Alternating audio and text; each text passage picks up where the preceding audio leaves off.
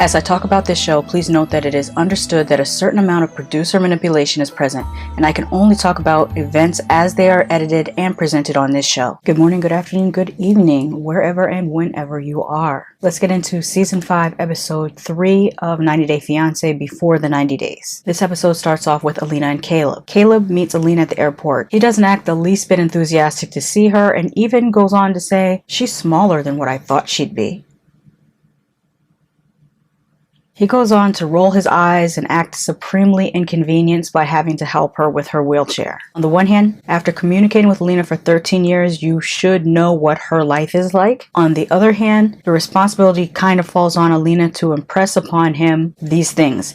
It's possible because of the pictures that we were shown on the show, she doesn't seem to take too many pictures in her wheelchair. So if all she ever sent to him were glamour shots, or her Instagram is filled with just glamour shots and not any realistic what her life is like shots, it's possible that he would not get the full impression of how she lives from day to day. That said, I do understand how no one really wants to highlight their disability. No one wants to feel like they're unable to do things, or in my case, non-neurotypical. For example, I have ADHD, anxiety, and I've battled depression multiple times, and this has left me with short-term memory issues. I also have asthma, anemia, a compromised immune system, and I'm allergic to things so deadly that I have to walk around with an EpiPen. If I was dating someone new, it would be completely easy for me to talk to them about my allergies, my asthma, my EpiPen, or my compromised immune system. People typically understand that those can be life-threatening issues. It's a lot harder to talk about being non-neurotypical. But if I don't mention it, then they won't know why my eyes are darting around, or why I'm not making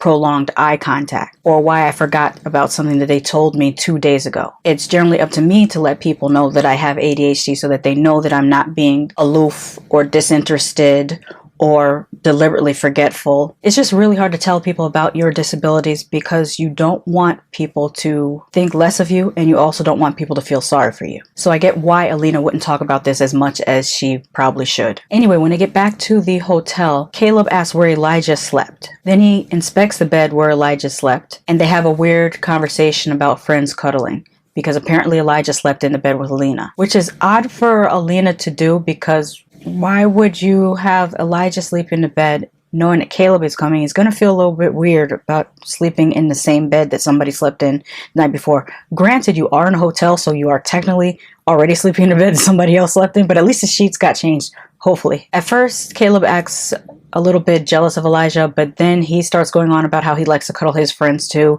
and I guess all is good in the hood. Except he makes no attempt to cuddle with Alina on that first night, and you can tell that she's disappointed by this. Next up, we have Kim and Usman. Usman tells Kim that he wants to wait until marriage before they get intimate, and it's giving Danielle and Muhammad. Do you remember when Muhammad told Danielle that he could not kiss her until their wedding day? That's what Usman is giving me right now. Kim gave him a MacBook Pro and a PS5, and the funny thing is that he was willing to make out with the PS5, but he gives no kisses to Kim. Side note, on Pillow Talk, Tim made me crack up when he said that if Kim had given some headphones and an extra controller, that he would have broke her off something that night. I think the way I said that made it sound like he's talking about Usman. He's not talking about Usman, he's talking about himself. That if Kim had given Tim that same MacBook Pro and PS5 and some headphones and an extra controller, that he definitely would have given her the D that night. So anybody that's out there, you know what Tim's price is for intimacy. Next up is Jasmine and Gino. They go to dinner and Gino has a burger, and that irritates my life. I hate when people go to foreign countries and just order a burger. Like, you're in another place. Why not try some of the local cuisine? Why would you fly to another country to have a burger? I just don't understand people that do that. That irritates my life,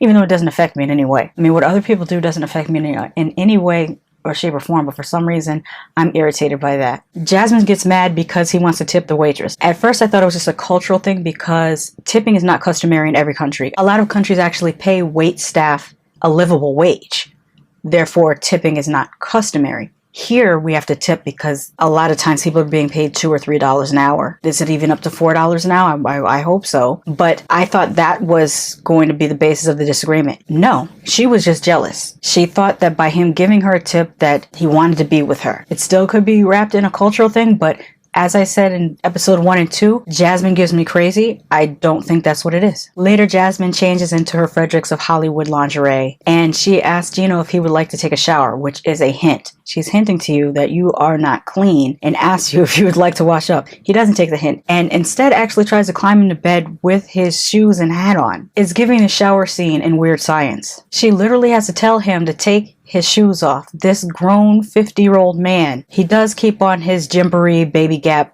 baseball cap though. That brings us to Mike and Ximena. Mike makes it to the airport, but it's very late at night, and then it cuts to 24 hours earlier and the TLC crew are interviewing Ximena. She says that her 9-year-old son she had when she was 13 or 14, he was from a one-night stand. I don't know who was having one-night stands in middle school.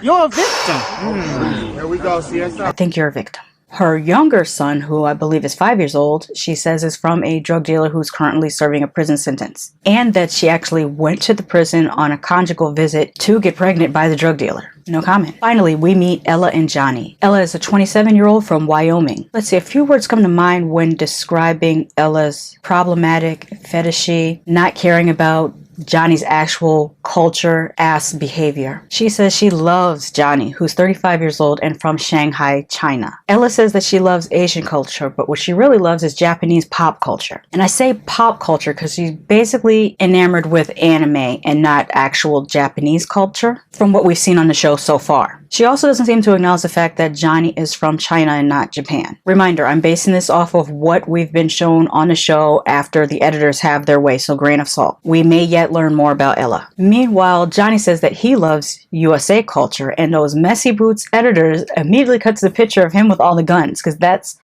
all USA culture is guns.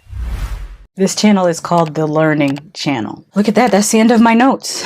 Thank you for rocking with me to the end of the video if you made it this far. Until next time, one love. You are invited to check out my other channel, What Did I Just Watch, where I talk about horror, sci-fi, and thriller movies. Also catch me on Hood Podcast, where I join Jay, Chris, and Royama live streaming every Monday at 7 p.m. on the Hood Podcast channel.